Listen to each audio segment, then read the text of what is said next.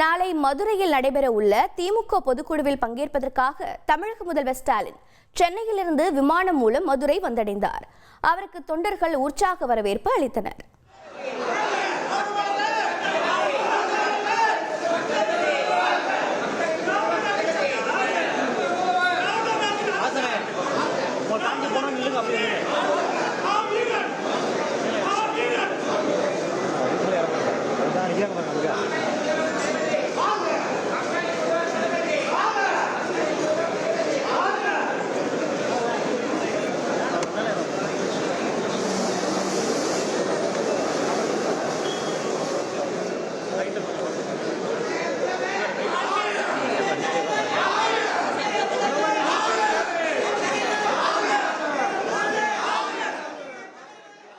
இது பற்றிய விவரங்களை செய்தியாளர் சத்யகுமார் வழங்கிட கேட்கலாம். சத்யகுமார் வணக்கம். முதலமைச்சர் மு க கங்க்ராட்ஸ்.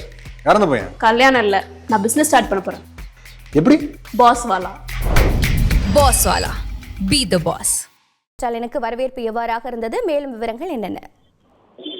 வணக்கம். நாளை மதுரையில் நடைபெற உள்ள திமுக பொதுக்குழுவில் பங்கேற்பதற்காக தமிழக முதல்வர் மு க ஸ்டாலின் சென்னையிலிருந்து விமானம் மூலம் மதுரை வந்தடைந்தார்.